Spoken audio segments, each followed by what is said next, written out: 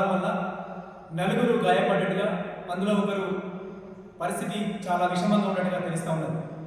మహాలక్ష్మి పథకం రాకముందు ఎన్ని బస్సులు ఉన్నాయో కాంగ్రెస్ ప్రభుత్వం వచ్చిన తర్వాత మహాలక్ష్మి పథకం పెట్టిన తర్వాత అన్ని బస్సులు ప్రయాణం చేస్తాం.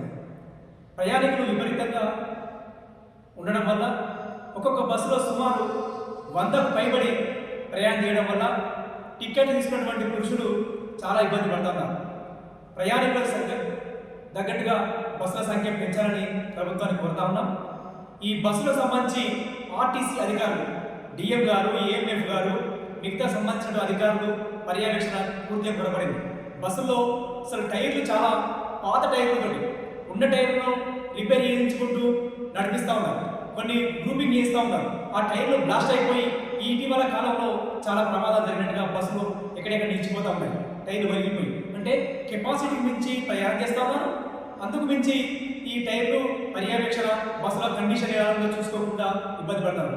అదే ప్రైవేట్ వెహికల్లో ప్రయాణం చేస్తున్నటువంటి ప్రయాణికుల మీద తర్వాత ఓవర్ రోడ్ కానీ వెహికల్ ఇన్స్పెక్టర్లు బండ్లను పట్టుకొని ఓవర్ రోడ్ కానీ ఫైన్ రాస్తున్నారు.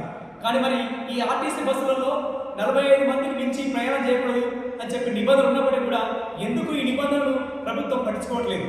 అందుకే సంబంధిత అధికారులు వెంటనే వీటి మీద సమగ్రంగా విచారణ జరిపించి డిఎం నిర్లక్ష్య వైఖరి పైన డిఎం చేస్తున్నటువంటి ఈ నిర్లక్ష్య పనుల వల్ల ప్రయాణికులు చాలా ఇబ్బంది పడుతున్నారు ఉస్మానియా డిపోలో.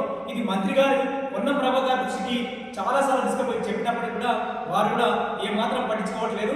ఏదైనా మంత్రి గారు ఒక ప్రత్యేకమైన చర్య తీసుకోవాలి, ఉస్మానియా డిపోను పర్యవేక్షించాలి, ఒకసారి డిపోను సందర్శించి డిపోలో ఎన్ని బస్సులు ఉన్నాయి, ఇంకెన్ని బస్సులు పెంచాలి అనేటువంటి ఒక ఆలోచన చేసుకొని డిపోను అభివృద్ధి చేసేందుకు మంత్రి గారు ప్రత్యేక చొరవ తీసుకోవాలి.